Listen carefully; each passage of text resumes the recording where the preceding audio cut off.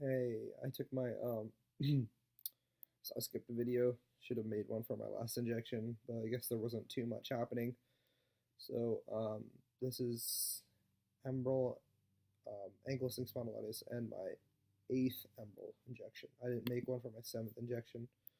I took my eighth injection yesterday, December 16th, 2016, Friday.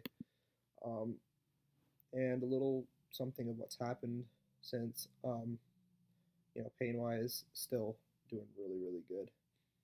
Um, still getting morning stiffness though, so um, I got morning stiffness probably like 3 to 4 days a week, maybe 4 days a week still.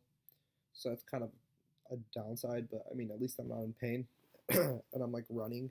So I've been running 3 miles every day on the treadmill, which is pretty cool because the last time I actually ran like that was um,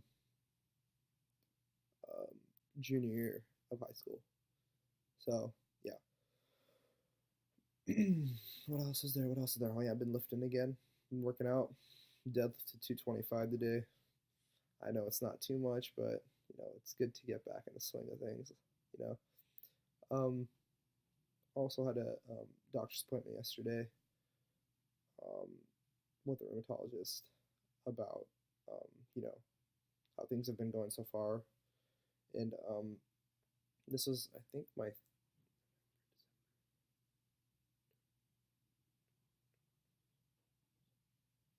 I guess it's technically like 2.5 month checkup or like 2 month checkup or whatever. Yeah, 2 month checkup because I've been taking my eighth injection yesterday. Technically, isn't even 2 months because the eighth injection I'd have to wait a whole week. So it's been 7 weeks worth of Enbrel inside of me, and now the after this week happens, then it'll be like a full 2 months I've been on the medicine. But yeah, he's like, okay, you're responding really well for to the medicine. He was actually pretty happy with the way things are going. Morning stiffness was still an issue, and he's like, it's not. He's like, oh, that sucks, and he's like, hopefully that'll sort itself out too. What else is there? Oh yeah, and then he started telling me about the difference. So I use the pen injection for my Enbrel, and there's also a different one. I think it's like you manually put it into your skin, the needle into your skin, and then you inject in physically. It's kind of like a, it's not like the pen basically. The pen's more convenient basically, but the difference between the pen and the other one is the pen's actually it causes a local trauma because the injection it hits your muscle so hard. Um, you don't see the needle going in, so I guess some people like that, but there's a little more discomfort involved with the pen. Like right now, I'm still kind of itchy in my leg. Um, After injecting in my right leg, I've been switching legs every week, and that's important to do. Um, yeah, but the other one, some people don't like it because you have to actually physically put the needle into your muscle and then inject. So it's not like a pen; it's an injection. I'm kind of rambling right now, but apparently that causes less discomfort, and people have said that it causes less discomfort. Yeah, less discomfort and less pain. Although the pain when it's going in, if you keep it like out for an hour and a half, it's virtually you don't feel that much. You feel it going in a little bit, and you feel a slight burn afterwards, but it's really nothing. And I'm one of those guys that just doesn't like pain much. So, um, like, when the pain's gonna happen, I don't like it that much. But if I'm saying it's not, then it's really not that bad. Um, yeah, but then he said that people have gone back to the pen after. So they started with the pen, then they went to the other one. And even though that one had less discomfort and pain, they went back to the pen, and it all just came down to how convenient it was. I mean, the pen's so convenient. You just have it with you, and you just inject it, and you can put it in the fridge anywhere. Um, oh yeah, and then he did a full blood test, so a CBC panel of like all my white cells and stuff to make sure that there aren't any abnormalities with the my white cell count and everything, because that could obviously link to certain bad stuff like such as cancer or something. And my CBCs were all good, so pretty happy about that. Hopefully they stay good, obviously. Um, And then another thing he did was, so I've had, so he did an ESR test, which is erythrocyte sedimentation rate. I'm not sure if it's red blood cells or if it's just blood cells in general. Basically, they look at a sample of blood, however much it is, and they see how many, I guess, cells are in it, like how many have gone to the bottom or whatever.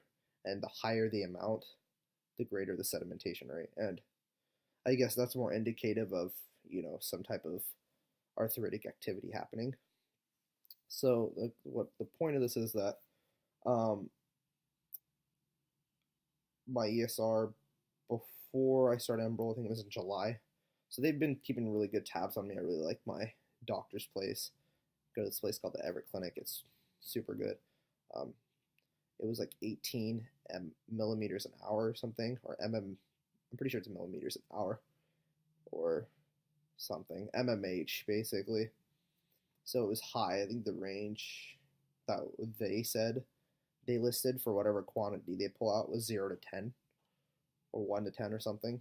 And 18's kind of high. But the doctor back in July said that, he's seen rates where it's like 40.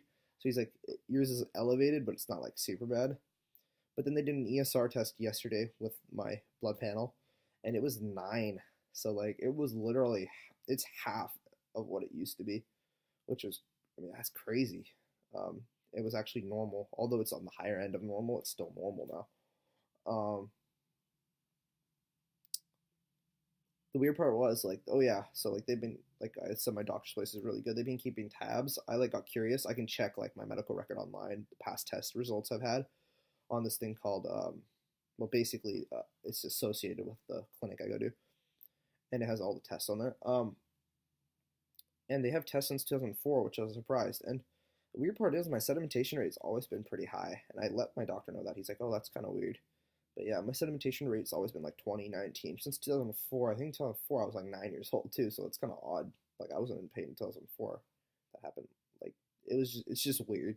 But my ESR rate went down now. So it's kind of like, was there some type of arthritic activity happening when I was like 9 years old? I don't know. It's weird, but yeah, that's basically it. Again, running 3 miles a day. Been doing like lifts and stuff.